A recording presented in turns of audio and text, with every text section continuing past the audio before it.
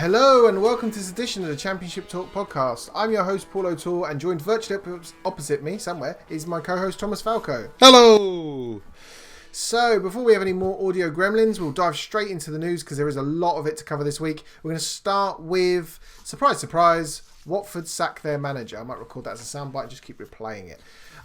So Vladimir Ivic, it doesn't really matter, he's gone.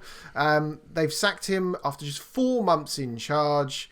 His departure comes hours after, spoiler alert, their 2-0 defeat to Huddersfield. It appears to be that's such a bad result, it gives you the sack when you're fifth in the table after 20 games. Are you surprised, Thomas? It seems like madness, doesn't it? But I remember... Yeah, it is madness. Being on Twitter a little bit more actively means I'm actually off work for a couple of weeks now, so... at Championship TA1 if you wish to engage with us via that medium. I was saying to a couple of people on there that I believe there were rumblings of this a couple of weeks ago, if not a month or two ago. There was a little bit of concern about his training methods and the recovery rates and the communication he has with players. Of course, this is all alleged and we haven't really talked about that because we don't deal in rumour and innuendo. Reading a very good article on The Athletic, which I can't recommend highly enough, they were saying that indeed there was unrest between Vladimir Ivic and the club captain Troy Deeney, which I'm sure you'll get into in a minute. There were concerns with his style of play and the constant team changes in formation and tinkering with stuff like that, and also player disillusionment as well. The way in which he dealt with players at the end of games, maybe not really talking to them or just talking to individual people rather than a team. Important to say, there is reports that most of the players or some of the players were indeed quite happy with the way he managed the club, but it seems to be a falling out with Troy Deeney. There was rumblings of discontent. God, you can tell it's been a bad record so far, can't you? Rumblings of anger, really, because it was apparently disciplinary issues which were referred to pre- and post-match recording regarding Troy Deeney, and then of course we get the news that he has parted ways. 22 matches in total, won 9, drew 8, lost 5, 40.91% win rate. That's not bad, is it really? But I think Watford You'd fans... have it. You'd love Chris Hughton to have that. Well, even half that at times would be nice, but yeah, it's early days, isn't it? I mean, you look at his record, he's won the Israeli Premier League for the last 2 seasons with Maccabi Tel Aviv. That's what got him to the attention of the Watford board. He replaced Nigel Pearson. Of course, it was going to be a hard job anyway because he's got the bomb squad at Watford as well. A lot of players wanted out when he first joined, and there were a few injuries as well. So he's done well to get the squad to where it is, really. But there have been rumblings of discontent there, and really, when you read a little bit deeper into it, doesn't really come as a massive surprise to me, but 120 odd days in charge is not a lot of time, is it? And I said to you off air as well, I've done a little bit of working out since the current regime have been there. I think there's been 13 managers started. They replaced Sean Dyche, who was there when I believe they took over, and they brought in Gianfranco Zola, so it come with that. I've not included the 2 games in caretaker charge that Hayden Mullins has had. The average tenure of a manager is 26.92 league games. So the fact he got to 22, he was so close, but no cigar in this regard. And the fact it's happened before Christmas, not a lot of festive cheer there, but Watford were very quick to name his replacement, which I know you... Oh yeah, the well-known guy. You want me to say this, I know. Yeah. You struck fear into me when you said, I've got to read this. Francisco Javier Muniz Lompard, or Xisco Muniz. He's the new head coach. The 40-year-old had recently guided Dinamo Tbilisi of where, Paul? Georgia, yep, they won the Georgian Premier League, but he's only been in charge for 11 games. He's only been a manager or a head coach for 11 games, not just of Dinamo Tbilisi, but in general. Won 8 and lost 3 since replacing Kakabir Chisekatiani. Said that very quickly, so I can't get pulled up for that one. He also played for the Blue Whites between 2011 and 2015, scoring 79 goals at 129 appearances. Played for Valencia, won La Liga, and I believe the UEFA Cup as well with Valencia, so quite a decent player. But yeah, it just seems a bit left field, but maybe, as I said to you at the weekend, maybe Watford have to really go out to these fields to get new managers, because if you're only going to get 26.92 league games in charge, which big established name is really going to want to go there. No offence to Watford, who are a decent club. Well, you think they've 13 managers. They've burnt through most of they've burnt the merry-go-round down. They've literally gone through every manager you could possibly think of. They're now having to recruit managers with very little experience from across the continent. It's not the first time that it's rumoured that Troy Deeney has been vocal about a manager, and subsequently that manager has kind of disappeared into the ether. So there is some definitely player power there. Probably rightly so, given Deeney's tenure. However, to sit fifth in the league and to get rid of your manager and bring in someone completely unknown, to be honest, it wouldn't surprise me if they go and get promoted anyway, because it does seem to be this chaos, through some reason or another, tends to breed some sort of success, and there's no rhyme or reason to it. But this chaos has been ever present. Obviously, they fell out of the Premier League, but they were in there for a while. Does this chaos probably give the players more impetus, and after 20 games, give them another jolt for another 20 games? It probably wouldn't be beyond the realms of possibility. Not traditionally how football clubs are run, but they're fifth in the league. Yeah. And I think that was the timing of it that really hit many. But as we've said before, there were rumblings, and it's not a surprise it's happened. Just maybe you see it happen in sort of New Year-ish rather than before Christmas. But they've gone in, made that change, and probably as well, the change may have been made if they're getting this manager from left field. Because again, rumblings are they were talking to him whilst Ivic was still in charge. With the rules changing with Brexit in the new year as well, they probably had to get someone in quickly, because may not been as easy to get him in, so all that's got to be taken into consideration. But watch your space. I think a change of head coach, he's meant to be an attack minded player. When you look at the amount of goals he scored in his career, especially in Georgia, which unfortunately is not one of the traditional hotbeds of European football, but he's had glory there. So if he can come bring an attacking brand of football to Watford, I think the fans will be pretty patient as long as they see a different style of play, because we've said Watford were effective this season, but not necessarily going to absolutely fascinate with their style of play. They've definitely got the players there, so we'll see. We don't advocate changing managers left, right and centre, obviously, but we'll wait and see. Interesting. Moving on to prolific goal scorers that turn into managers, we're going to move on to the next news story, which is the Rotherham Derby game, and the Derby players arriving at it's a New York Stadium. It is. And the gates being locked. And the reason you know this is because if you watched Soccer Saturday, you saw Steve McLaren, Wayne Rooney, Derby players get off the coach, walk to gates be locked. Because Rotherham had several Rotherham players had tested positive for COVID-19. Several players had symptomatic, had symptoms.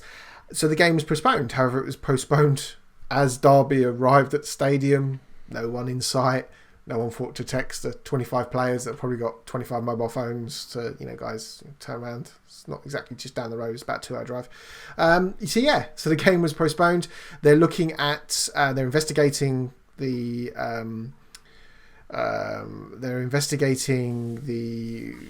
kind of the circumstances behind it. Obviously, we know the circumstances behind it, but obviously it's the first game that we've had in the Championship that's done this. Could potentially be two outcomes: either a rearranged game, that's potentially, or a automatic win for Derby.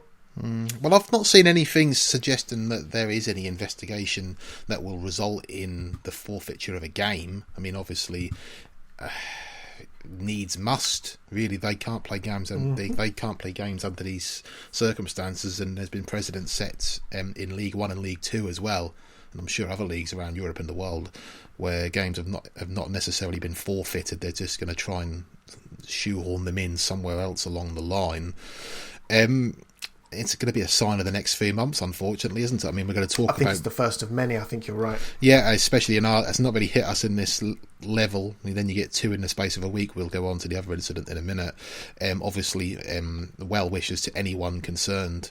But Rotherham have been hit before, with obviously Paul Warne and coaching staff having to self-isolate. Yep. In the past as well. I mean, you've had managers and players in all leagues. And on that note, I want to talk about St Maximin and Jamal Lascelles. I'm going to just step into that promised land just for a second, and the reports that they tested positive mid-November, both players, and they're not in any fit state to even train or even walk to the corner shops. And when you think of how elite level athletes they are, St Maximin, probably a £50 million player, supremely fit athlete. Steve Bruce was quoted as saying that then they go out, they go for a walk, they have to go to bed, and they're completely fatigued. And obviously these were players that they've got potentially a long road to recovery. And I think that just shows how serious this virus has to be taken. Absolutely, how contagious it is, and all the kind of doom and gloom that goes around there.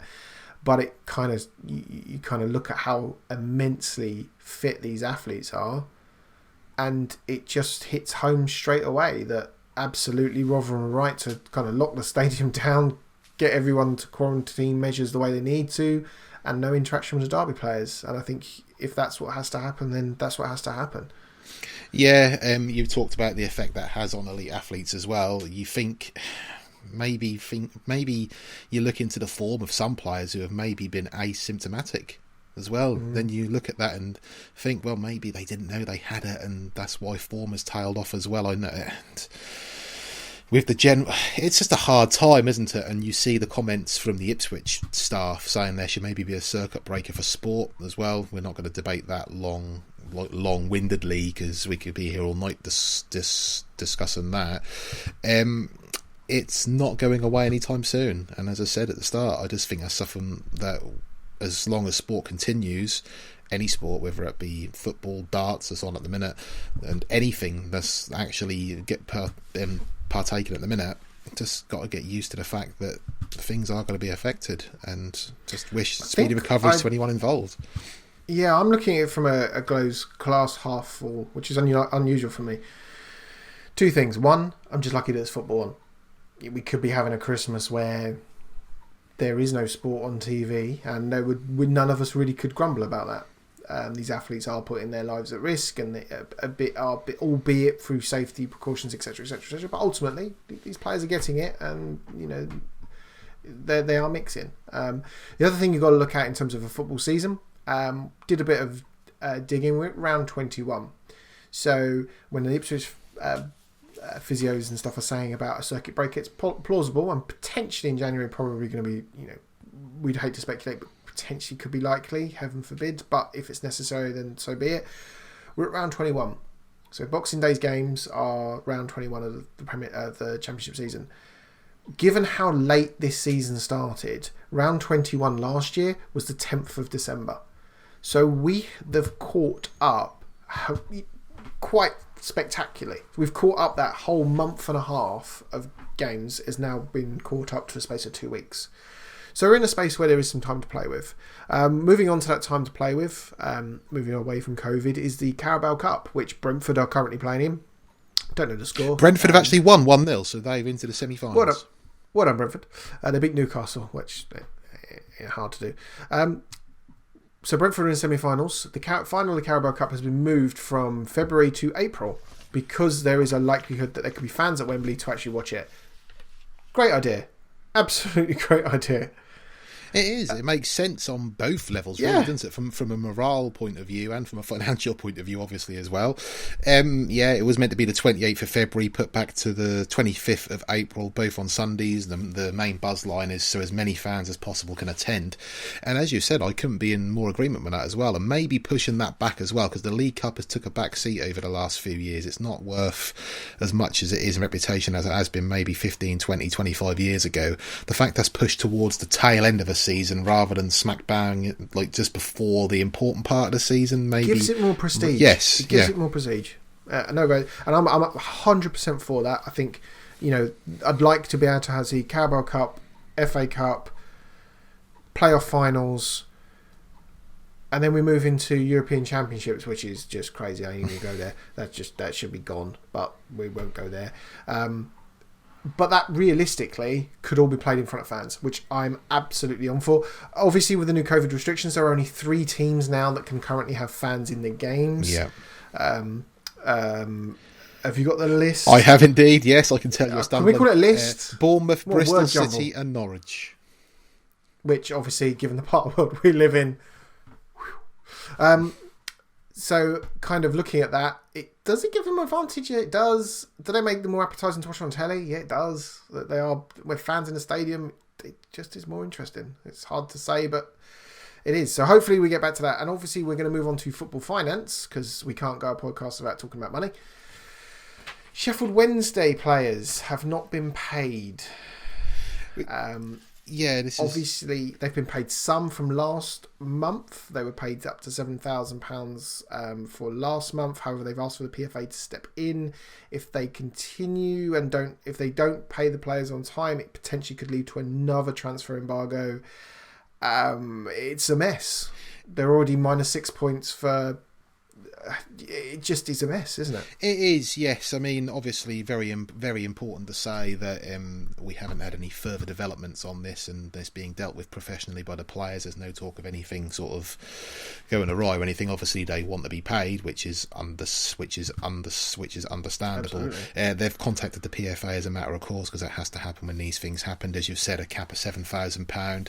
Mr. Chancery has been contacted in the last 24 hours by the PFA for his sort of views on what is going on, reported to be cash flow issues. So hopefully the December wages are due in the coming days, so that this will be one we'll probably talk about in our next podcast, because as you've said as well, as per Football League Regulation 53, if the PFA had to inform the EFL that players have not been paid their full wages again, or they will remain unpaid in general, a transfer embargo could be imposed, which wouldn't be good because Tony Pulis has said that he feels he's about 4 players short, so obviously there's a lot of rumblings going on there. It's going to be very interesting. Could be a make or break January for Sheffield Wednesday in this, which has already been a season that has been. You just rather, as a football fan, you just rather things are being decided on the pitch rather than things taken out of your hands that you can't control. So hopefully this situation gets sorted out pretty quickly, and Sheffield Wednesday can get back to what's most important to them this season, and that's getting points on the board to maintain their championship status. Absolutely, we'll be monitoring that one because it's probably surprising that hasn't happened sooner. And if I'll be honest with the way football fans are, no football fans. We're going to move on to breach of Rule E3. Jefferson Lerma having a nibble of another player's arm. So he has until the 24th of December to respond to allegations that he bit an opponent on the 3rd of November. On the 83rd minute. He bit an opponent on the 3rd. That's a nasty place in the place. In the 83rd minute. This one came out of the blue. I didn't even know this was a thing. And all of a sudden it comes on my Twitter feed. Jefferson Lerma charged with biting an opponent. I thought, well, that must have been recent. No, the 3rd of November. There must be something about Sheffield Wednesday because we had the incident against Preston, didn't we? Where that was that Sheffield Wednesday? It's like Callum Patterson? That was Callum Patterson, weren't it? Who was involved in the last incident we talked about this night. Yeah, I can't really forget that incident. I'm sure that was. We'll move on from that. Sure, that was Callum. Yeah, that was Callum Patterson, wasn't it? Yes, he's been charged for committing an act of violent conduct during their 1-0 defeat to Sheffield Wednesday. Important to say, Lerma strenuously denies the charge, although the club have acknowledged the charge and have until Christmas Eve to respond, although it is already known that whatever happens, they will request a private hearing. So again, It's another one. Watch this space and see what happens. The club are going to be on board with any appeal that he puts in and are going to be behind him 100%. So again, can't really speculate on what's going to happen until the powers that be have come to their final verdict. But you can't. Yeah, it's again, we can't say anything until it's been sorted out. But obviously, if they have brought in the charge, they must feel they've got enough evidence to do that. But to see if he's going to miss games, £25 million he cost when Bournemouth bought him. They generally don't charge players if they don't. They're usually 99% certain they're going to win. So but obviously Jefferson Lerma denies it, so he's got his right to. Yeah, of course. Watch this space. Yeah, absolutely. So that concludes our news headlines, and there was a lot of news headlines. Apologies for the length. as always, if you do like the podcast, hit us a like, hit subscribe. That's great. Obviously, leave us a comment. We do like the comments, especially the comments we're getting for the history of podcasts. Watch out for the history of Blackburn. I'm literally, as we speak, editing that right now. That'll be dropping probably Christmas Eve. And then we're going to be doing Bournemouth and Bristol City. Yes. So we're doing those in the new year. So as always, thank you everyone for watching, and we shall speak to you all next week. Goodbye, everyone. Goodbye.